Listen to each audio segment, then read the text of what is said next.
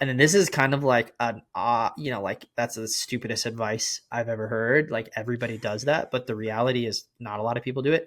Record your calls. Just record them. Yeah. I mean, so much of our life is now on the Zoom.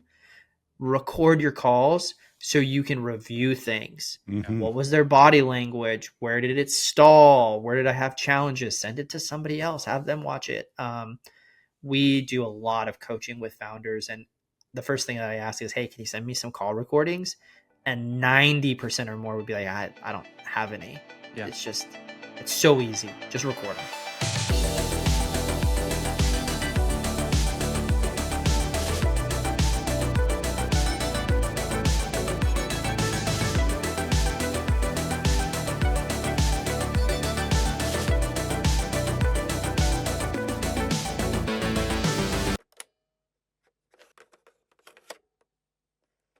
All right, everybody, welcome to the Boombox Boardroom. Today we have Chris Ray with us, co-founder of Unicrn and co-owner of Infrared Team. Chris, welcome to the show, man. How are we doing, folks? Excited to be here. Yeah. Chris, good to see you. Yeah, you too, Bill. Thanks for having me on. Awesome. Well, let's start off with some basics really quick.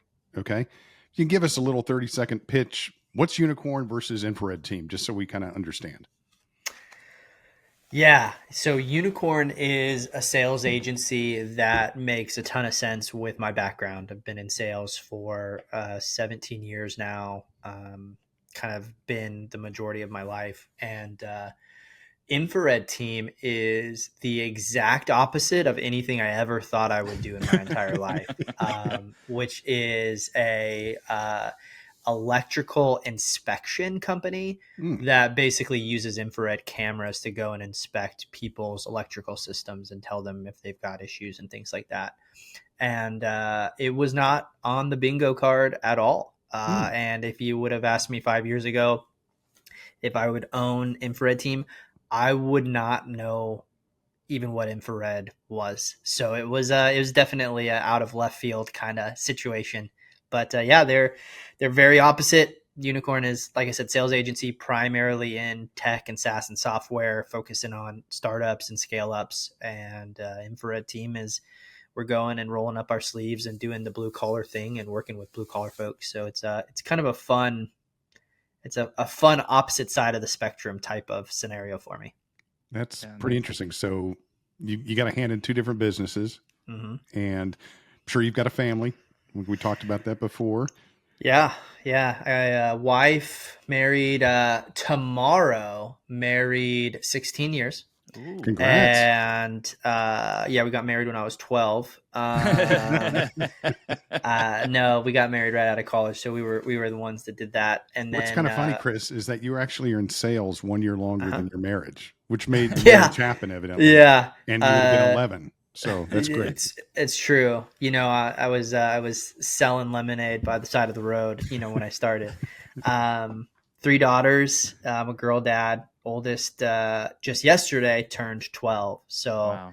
Anniversary tomorrow. Yesterday was oldest's birthday, and 7, 9, and 12 are my daughters. So I'm in the thick of things on that end. It's tons of fun.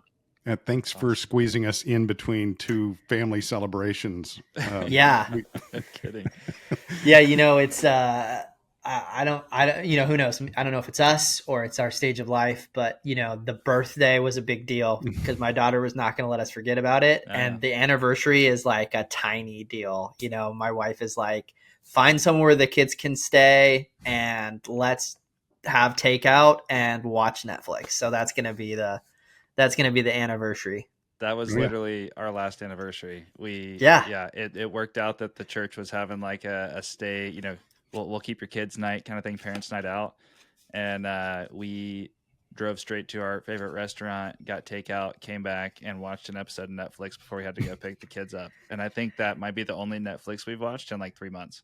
Yeah. But it's funny. I like had a tear come to my eye when my wife told me that my daughter wanted takeout for dinner on her birthday. And I was like, you feel me? Like I feel so seen, like not making me go and sit in the restaurant. Like I'll go pick you up anything that you want. If I can bring it back to the house, I'm feeling good. Well, I'm gonna go sad for a second because you two gentlemen are going through this where you're begging for that night of takeout and Netflix and so forth. That's my every night. Okay, nowadays, but I want to see my kids, so they're just all over the universe now, and it's like, okay, there's only so much crap on Netflix you can watch or Max. Kind of stare at the wife. It's like, oh god, not that series again. Let's not do that. So when do they start liking you again, Bill? Like, is there like, when do they start liking you again? Because I'm worried that my oldest is going to, stop liking us, and then there's going to be that period of time where she doesn't want to be with us, and then when do they start wanting to be around you again? That's what I need to know. I feel sorry to be you. My kids have always liked me. Oh, look at that bullshit! No, it's not true at all. We definitely had our moments, lots of moments like that. I look back at my own life growing up with my dad. Was a very serious man. Wonderful person. Taught me a lot of things, but we had a rough go once in a while. I wanted to be a little bit freer than he wanted me to be. But I tell you what, when I started hitting my early 20s, man, just the bond I had with him was just amazing. In kind of that whole teenage BS went away, and I really started appreciating my parents, starting in my 20s. And it just grew from there. Way more than I ever thought. Yeah. My dad is quite serious as well, and my wife is not. And her goal is every time we go and visit them is to try to make my dad laugh. And like she has like a running tally, in her head of like the times that she went and made him laugh. And it's funny because there's 4 of us siblings. We have an adopted 5th. So you'd even, say 5 of us. And between all of us and our siblings or our spouses, my wife makes my dad laugh the hardest. And it's because she's, she sees that as a challenge every time we get together. But been there, Bill, on the father that's on the serious side for sure. Oh Same here. Yeah, I think we could spend a whole episode talking about dads in that case because I think we have one photo of my dad that's where he's smiling, and it was at my wedding, and the second photographer, who was a friend of ours, snapped it when he wasn't looking. It might be the only photo we have of him smiling because he just even when it's like, okay, we're gonna take the photo, smile, he just nothing. Wouldn't do it, huh? So I'm very much my mom's kid. So let's do this because we kind of fell into this whole father thing. Well, guess what's coming up? It's Father's Day. That's right. It is Father's Day. So let's start, Chris. What's the most valuable lesson you ever learned from your father? There's a lot, but the one that I would consider for sure, at least top of mind, but probably most valuable is the value of hard work and a strong work ethic. From a early age, that was something that my dad preached to all of us, just all of the time. You go in, you do a great job, you work hard, you don't leave till it's done. You kind of put your stamp on that day's work kind of scenario. And in a lot of ways, my high school, college, sort of early career were, really benefited from this idea that I was just going to work. I was just going to outwork everybody because my dad had, instilled that in us. I don't know that I'm doing the greatest job with my daughters on that one. A good reminder here that I need to probably work on that. But that was definitely number one. And then actually number 2 is my dad is incredibly kind. So like I said he's serious, he is, but one of the most kind individuals you'll ever meet in terms of, would never say anything bad about anyone, is always sort of giving them the benefit of the doubt, will always be there to help folks. So I got a good one. I got a good dad for sure. Yeah. So those would be the top 2 that pop to mind. Oh, that's great. Awesome. That's Thanks great. For sharing that. Jared, what about you? Yeah. Work ethic for sure. I could jump on that. My dad, took over a family business and continued to grow it and did a lot with it. But when I was young, that was 7 days a week, and so and because of the nature of the business, there was nights where he had to stay at work and would be there for 2 days straight and never come home. And it just, it was unique to watch. It wasn't always fun for us. Christmas morning, we would wake up and wait for Dad to get home, so that we could open presents, which was hard, but it instilled a work ethic in me. And then I think beyond that, and you hear this as a joke from a lot of people, but it was actually written on the obituary wall, like the online obituary wall for my dad, where people could leave messages. And it's that you never throw away anything. And it does not work well for your shed or your wife. But I don't have the exact quote, but the guy said, it was during COVID, and the guy said, I'm so thankful that Bruce would never let us throw anything away, because now that we can't get anything, I can make about anything that I need. And the number of times that I've walked out into my shed and grabbed those, like the one screw that's left in the box and I just needed one screw, or the other day I needed some wood to build a form for some concrete that I was pouring, and I didn't have to buy one piece of wood. It's like, because I just kept it. Like, makes my wife mad, but saved us money. So awesome. Yeah. So I'd say that. I think my dad was full of, his rules, his advice, that kind of stuff. He passed in 2012 at the age of 83. So he had me and my twin brother very late in life. And he fought in a couple wars and was a, career military guy. And this has always stuck with me. It says, you want to be a winner, surround yourself with winners. You want to be a loser, surround yourself with losers. And man, that is so true. So true. And I have done both. And I have seen how that's worked out. So that's why I'm surrounding myself with you two gentlemen today. Oh, there it is. Because we're the losers. I know. There it is. Yeah. He was also a little bit cynical, and he'd say 2 rules: follow the money, don't trust anybody. That also, there's a lot of truth in that. That resonates for sure. That's very true. Yeah, he had very specific opinions on things, and you kind of apply that logic when something doesn't smell right. You're like, wow, Yeah. What is it? You are the company that you keep. Is that the statement? Yeah. Yeah. I think so. That's right. I think it's incredibly accurate for sure. Yeah, it is. And going back to your point, Chris, my dad too was really generous. He totally believed in kind of passing it on. Yeah. And so he did that a lot for everybody, not just family, but colleagues and so forth. Really, just he would find a moment to kind of pass it on. Yeah. And so I do that now too. So I learned that from him. I don't give myself credit for that. That's something he taught and kind of bred in me. Like giving me a job. Boy, that was a toughie. Yeah. Yeah. One of those charity really cases. Think about that one. I was like, guys, please hire Jared. He needs this. My dad told me I should do things like this. Exactly. Well, so with that, let's raise our glasses, mugs, whatever, to our fathers, and happy Father's Day to all you fathers out there. So awesome.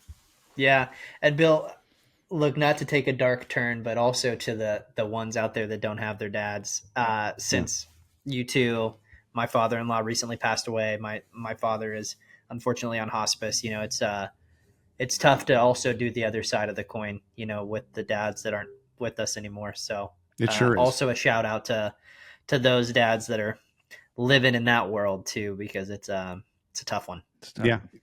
It's tough. And in many ways you kind of lose a little part of your compass when that happens. Yeah, for sure.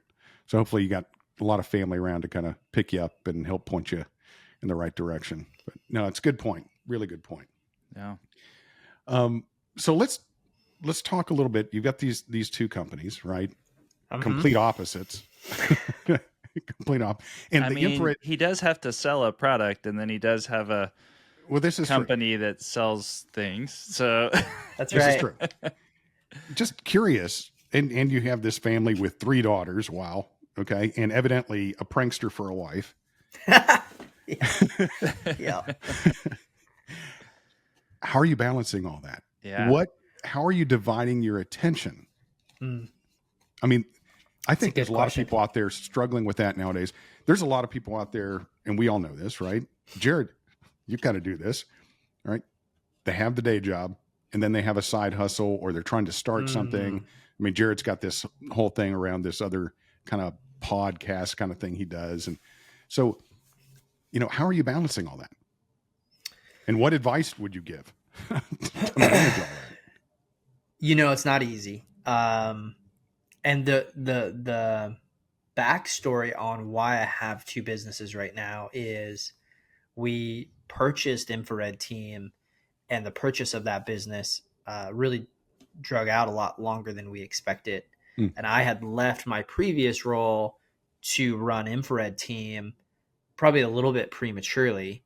And so then I was looking down this period of time where I knew the purchase was going to come through, but I was going to have a lot of time on my hands. And so we started Unicrn not on a whim because we were thoughtful about it, but in basically a space where we had some time. And the thought process was this is just going to get us through the next 3 to 6 months, make a little bit of income, and give us something to do while we're purchasing this other business. And then within, this is wild, within 100 days of starting it, we broke the 1 million ARR Wow. level. And we were like, we can't shut this down. Like this has grown in a just absolutely, rocket ship type of way. Yeah. And now I am exactly where you said, Bill. I have a business that we just bought that we put, significant capital for us in on it. Mm-hmm. I mean, some people wouldn't consider it significant, but it was for us. Yeah. And I got to focus on that. And now I have a business that's grown and is doing well. And we've hired a bunch of people, and I can't take my focus off of that. And so probably the first 6 to 12 months of owning both businesses was really challenging because it was constantly one to the other. And really where I ultimately landed, and I don't know that this is necessarily going to, resonate with everybody, but where I ultimately landed was just, how do I identify which one I am less important to and sort of make help them be successful with less of me. Mm-hmm. And then which of these two businesses needs more of my time, and which one do I see, more upside? And so if you're going to look at my calendar right now, you're going to see probably 70-80% of my time spent on the Infrared Team company, because that was the one that I realized that I probably was more valuable to and could see some real big upside. And Unicrn, I still am in the business, and I still work on it quite a bit, but it's a little bit less of my time. And so it was kind of a prioritization. And then honestly, I got an executive assistant, and that was one of the best decisions I could have ever made, because she helps me with my life, honestly, and figuring out how to sort of manage both. And so that's been super helpful. That's good. Well, I mean, money's one thing, the capital, right? But time is a commodity of which there is a finite supply. And so you can't make up more time. So you've got to trade it. Mm-hmm. I think, anybody, whether you have, busy family life, work life, whatever it is, you're always trying to strike that balance. But especially when you are owner, co-founder of a couple different companies, that time is super, super critical, especially in the early days. So what other advice would you have for, you've started your own business, you've helped other businesses grow it. What other advice would you give, like before you kind of enter that world, somebody who's never owned a business before, they're starting out, wanting to be their own entrepreneur, right? Yeah. What are a few key things they need to really keep in mind? Okay. Whether they're how they're getting advice, what they're doing from a financial perspective, or just understanding what it's going to take. That's sweat equity. figure out who your ideal customer is going to be, and then try to have 25 to 50 conversations with someone in that profile before you do anything, to see if your idea is resonating with them, and if it would be valuable for them. Because the reality is, I think a lot of times we have ideas that we think are just great, and we don't necessarily actually go and test it with the market a little bit and say, hey, is this something you would use? Especially, is this something you would buy? Is this something that would be valuable for you? And we just, it's sort of the, like, everybody thinks their baby is pretty syndrome, or whatever that's called, right? Everybody thinks their business idea is cool, is sexy, is valuable. In reality, and I don't know what the percentage is, but in reality, probably 60, 70, 80% are not that cool or sexy, or somebody else is already doing it, and maybe they're already doing it better, and maybe they're way ahead of you on as far as a product goes, so figuring out if it's something that people would need and would want, I think is really important. And if you can do that through conversations before you go and spend a ton of time working on something, I think that's important. You mean, so that's some advice I would give. You just can't build it and they will come? I mean, really? If you're a good enough salesperson, you can, but that's a challenging spot to be. And then I think there's just this real difference between a nice to have and a need to have, and I think that's a challenge. It's a challenging place to be, especially in a market right now, to sell a nice to have commodity.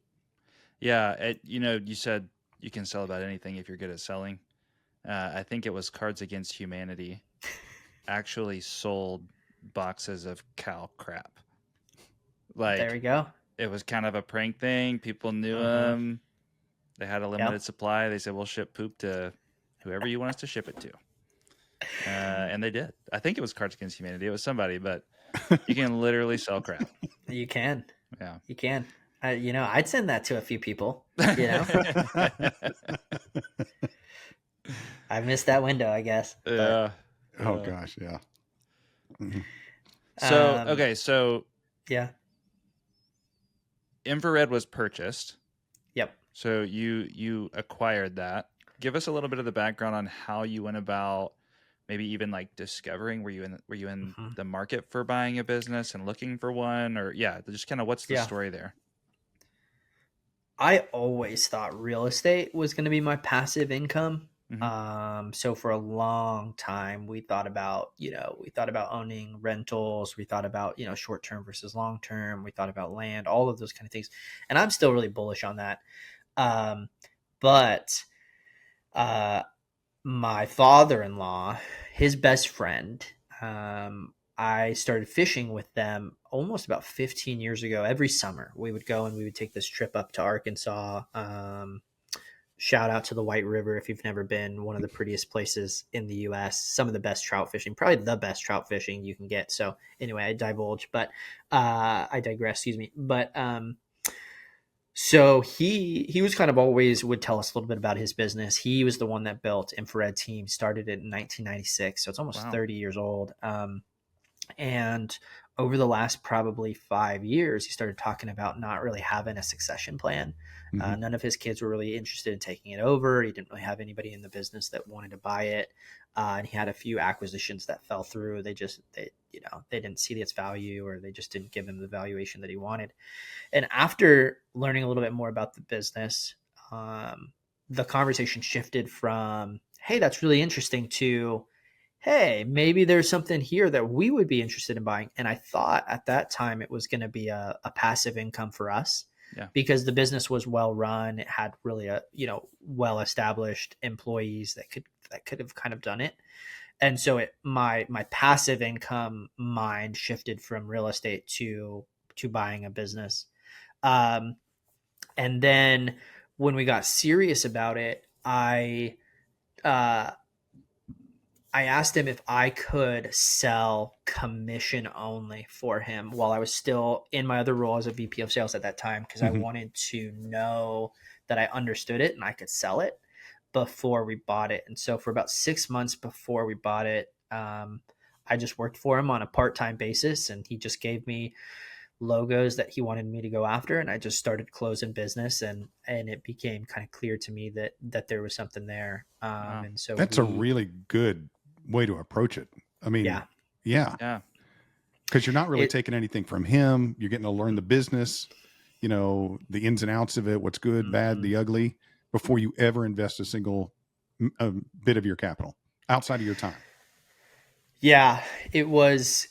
We had never owned a business before or started a business even, and now look at us, we have two. But it was something that helped us sort of take a little bit of the concern off of it. Is I needed to get in and start understanding it, like you said, Bill. And I didn't. We weren't really at a place where I would have gone full time and worked for him and left sort of a VP of sales role at a big tech company, but because I just knew he wasn't going to be able to cover us and what we needed to do. But I did know that I could learn a bunch from him, learning the business, selling, going on site, doing the scanning, that kind of stuff. So it was a really valuable way for us to approach it, and then eventually get to the place where we said, okay, we think there's something here. Let's go for it. Yeah. Man. That's great. Going back to the whole Netflix thing here, I'm actually going to loop this back. Yeah. So my wife and I are rewatching a bunch of, like, I don't know, MasterChef, Hell's Kitchen, something like that. But there was one he did was called Kitchen Nightmares. I don't know if you remember that. He goes into restaurants. Shocking how many people bought restaurants or built restaurants who had none, zero, nada industry experience working in food service. Okay. Wow. Running a restaurant. And you wonder why these things failed. Well, you knew nothing. And well, not only have a high fail rate. Like, I was going to say, should have started with a food truck. Something. Right. I mean, I don't want to offend anyone, but like buying a restaurant is maybe the last business that I would look at. I think you're talking about margins and things like that. Yeah, fair enough. Gym could be worse, but if you want to go and test your chops at buying a business or starting something, the food industry would not be where I would start. That's for sure. Not at all. Yeah. And I mean, that's just your mom and pops. I mean, it's fortunate though, a lot of those different restaurant companies, food groups and so forth, that they make their franchisees, go through school. I mean, they teach them rigorously because it's their brand out there in the marketplace, even though it may be a wholly owned franchise store and not something that's corporate owned. But yeah. Man. So Chris, from a sales perspective, because obviously that's your background. You've had a lot of experience from real estate adjacent sales to like big tech sales to now selling for multiple companies across multiple industries. And then obviously infrared, which is a very much on-site physical, service industry.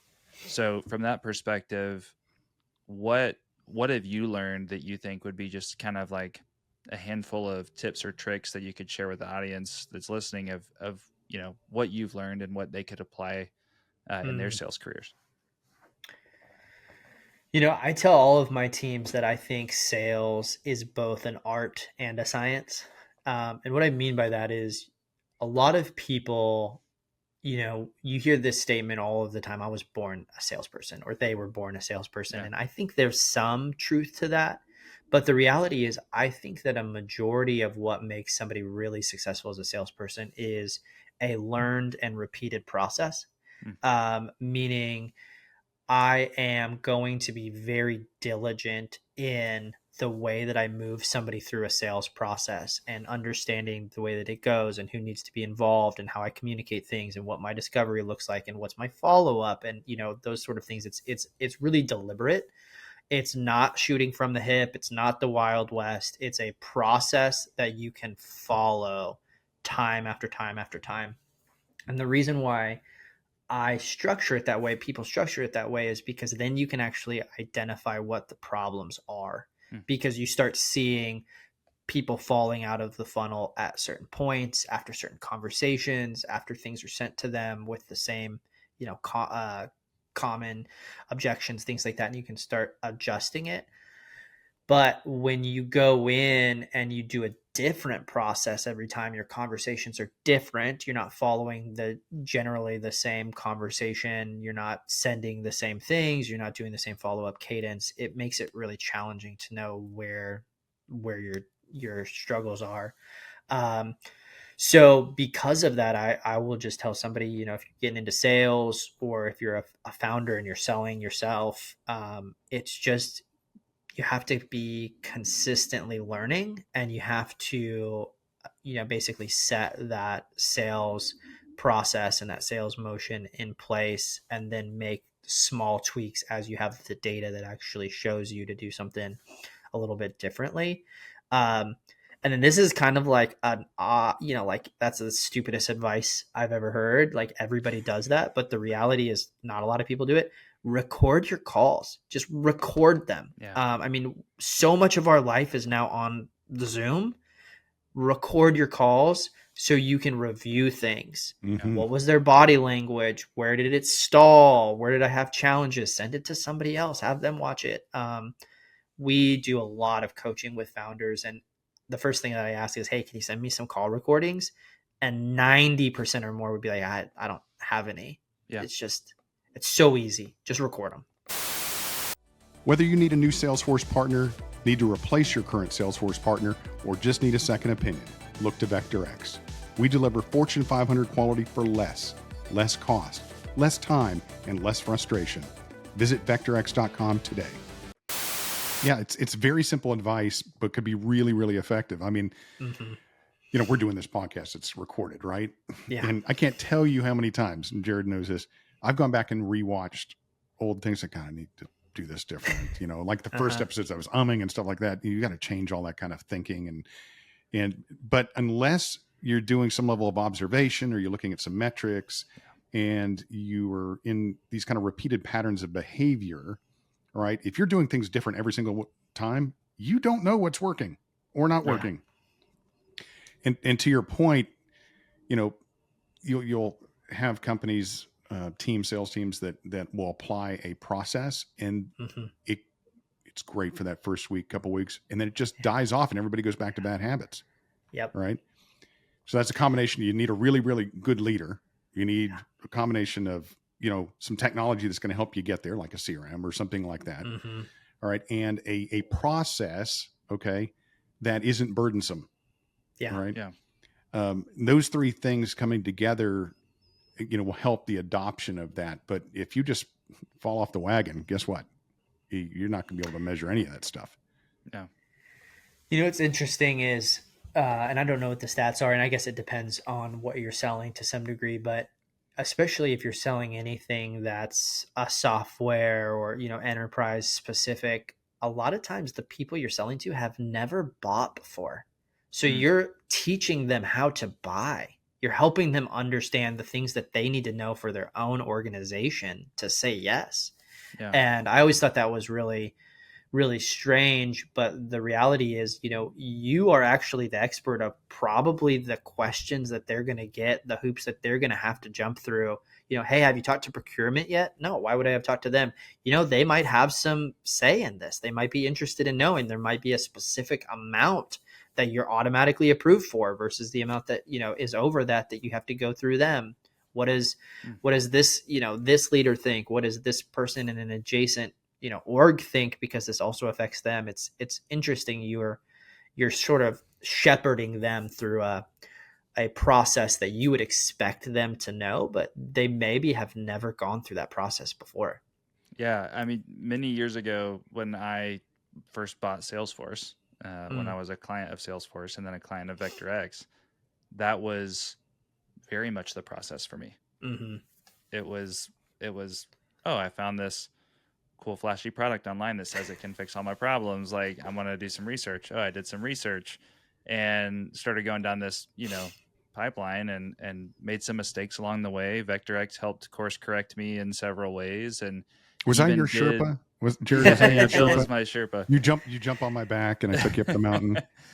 and basically just, helped me understand what that sales process looks like from a buyer perspective, because, and the build process. I mean, that was just something completely foreign to me. I was a marketer. I was someone who had just been, heads down, cranking out content, working on stuff, managing some Google products, but like that was the extent of it. And then all of a sudden I'm a Salesforce buyer, admin, you name Yeah. it. And then we're rewriting business processes for the business based off of what VectorX shared with us about what their experience had been with other businesses that were further down the road. Yeah. So it really is, and that's where, I think it always goes back here. And I think you'd agree, but it just goes back to everybody's human at the end of the day. And Mm-hmm. if we treat them like that, it's amazing how much further we can go with them versus treating them like the next deal, the next paycheck. Mm-hmm. Once you start to lose sight of them being a person who's going to go home and have dinner with their kids or do something fun or, go play around a golf or bowl or Yeah. whatever they do, watch one Netflix episode a year. You need to, like, when you lose sight of that, you've lost sight of why you're doing it in the first place. I, in a prior life, thought that I was going to do a lot of sales coaching, which I do, because I love it. But I thought maybe it would be a role of mine, or a business that I started. And I never sort of figured out the name, but the concept that I always had for it is sales. And a lot of times, if you think about it as an analogy, it's sitting across the table from someone, right? And when you sit across the table from somebody, it's usually an us versus them, right? I've got my agenda, they've got their agenda. It's a negotiation, we're going back and forth. When in reality, it's you pulling up a chair on the same side of the table. Because when you think about sort of a conference room, the people that are on the same side of the table, they're probably looking at something together. They're figuring out how to solve something together. They're focused on sort of the same goals. And so I've always tried to think of sales in that way. Like, Yeah. I'm going to pull over my chair up alongside of you, and we're going to figure out what you need to figure out together. And if that's me, great. If it's not me, I'm going to send you to 3 other people that I think it is. So that's kind of always been what the analogy that I've sort of thought about is like, we're not across the table. This isn't a negotiation. This isn't me against you. I'm pulling up my chair next to you, and we're going to go to town figuring it out. Yeah. Yeah. Yeah. It shouldn't be a confrontation. It should be, it's a journey, right? We got to work through it together. We're both, even though we have perhaps different agendas, right? I want you to pay me to do something and provide you a service, whatever that may be. Right. At the end of the day, we want to both achieve the same goal. We want you to be successful in using our product and so forth. So no, very, very good points. I forgot, I need to get better at remembering all these book references, but better buyers make better sellers. And I've had a few conversations with customers about this. Hey, let me educate you on this in this, this bit of process, or maybe you should be asking these types of questions.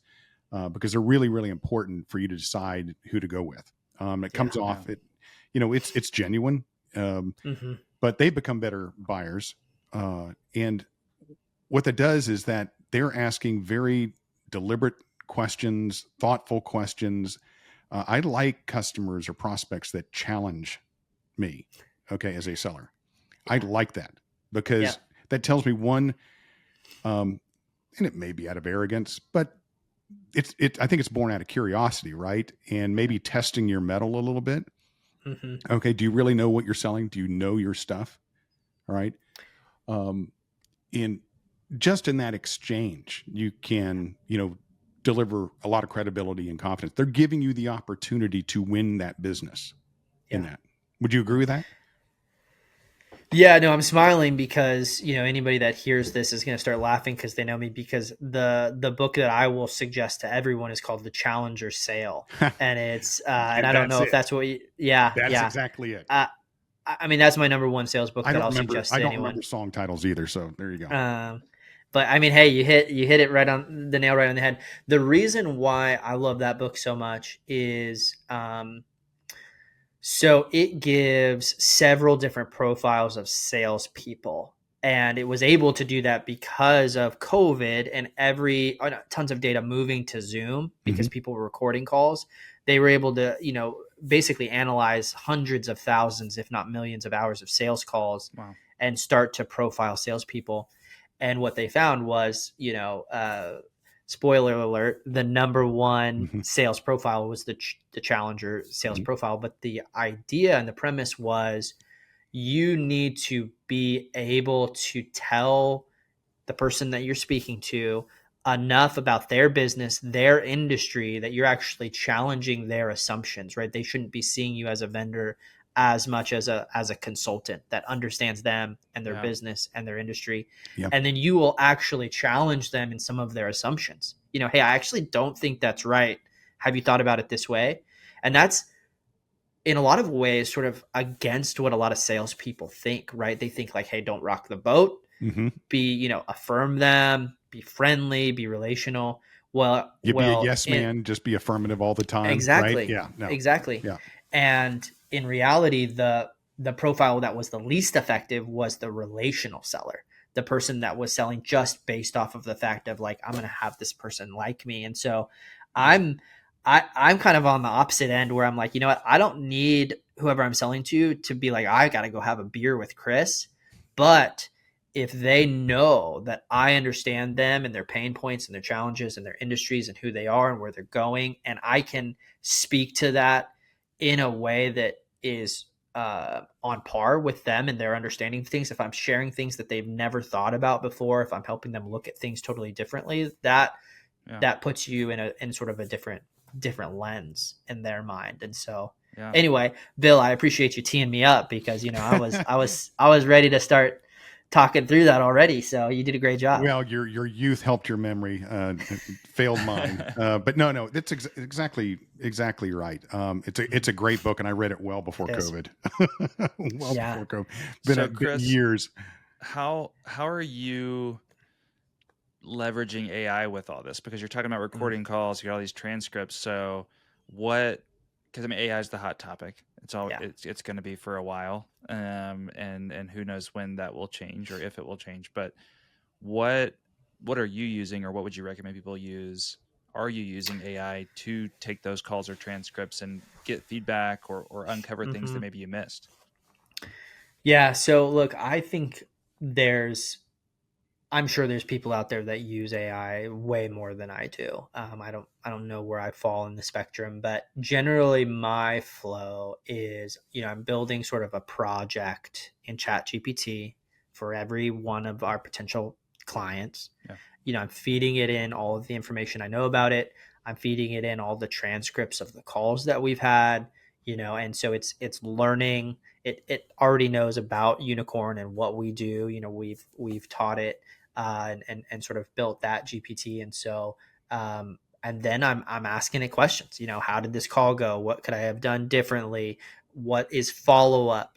Provide me a follow-up email. I'm just leveraging it for some of these activities that maybe would have taken me a long time to create. Hey, give me a first pass at a pitch deck. And obviously it's not going to brand it, but it is going to outline, sort of all of the things that we talked about and next steps and what we need to talk about. And so I would say I'm leveraging it predominantly for pre-call info. Tell me as much as I need to know about this company, who they are, what they do, what challenges they probably face. So it's sort of taking what maybe I would have spent an hour or 2 hours doing research, compiling it, and then spitting it out to me and telling me all the things that I would have wanted to know already.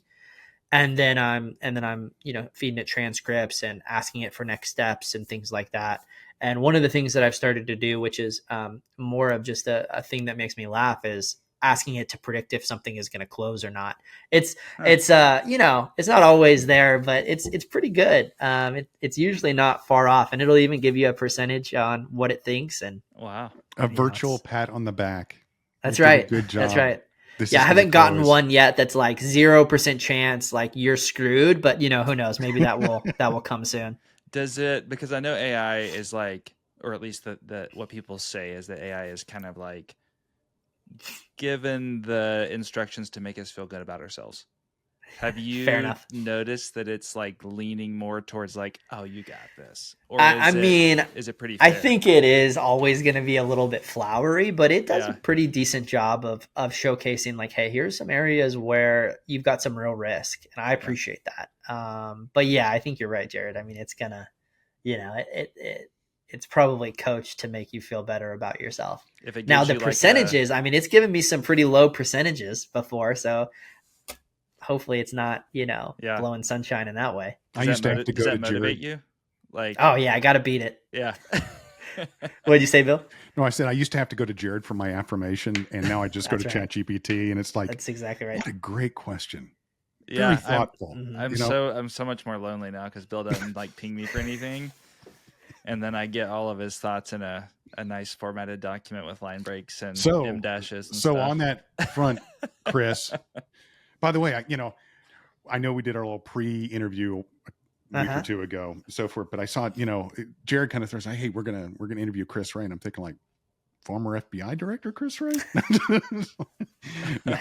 But speaking of ChatGPT, yes, those are sample suggested questions to you. There we go. We actually used a couple of them. Some of them. Okay. So what's the worst one on there? Hit me with it. Old man style on paper. Well, I'll tell you what. Here's one of the final questions it asked. Or suggested that we ask. Chris, finish this sentence. Founders that win in 2025 will be the ones who blank. Ooh. Don't disappoint chat. Founders who win in 2025 will be the ones that are the most dialed in to their ICP and have really refined it to a very, very specific group. And if they have a service or product that can fit, a huge, massive group, they're going to pick one or two really specific industries and they're going to dial in there. And the reason why I think that is because you cannot boil the ocean when it comes to, I have a product or a service that can be valuable for everyone. That might be true, but you can't know enough about all of these different people, all these different industries to sound smart talking to them, to know what their challenges are, to understand how it's going to affect them. So founders that win are going to be the ones that say, these are the 1 or 2 or 3 industries that we are going to be super dialed in on, and we're going to win here. And this is why we're going to win. This is why it matters to these people. This is how we speak to them. This is how we, sound like them, those kind of things. Yeah. Well, we're coming up on the end of the hour here and we don't want to keep you longer, but we want to end with the same question that we ask everybody. Yeah. And that's, how are you using AI just in your life? Like, what's the fun little hack that you've got that you want to share with the listeners? So, 2 things that come to mind. About a month ago, my daughters, summer was coming, they wanted to start a business. And so they came up with the idea of a pooper scooper business, right? Go around the neighborhood and get people to pay them to pick up their dog's poop.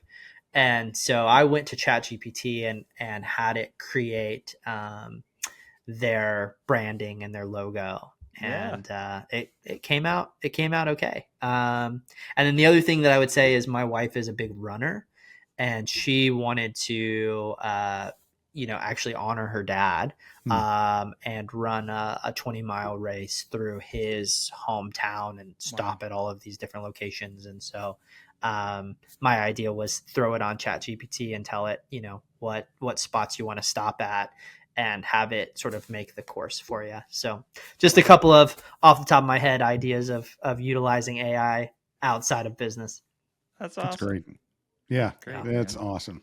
Well, it's an absolute pleasure talking to you, Chris. Best of luck in both of your businesses and with your family.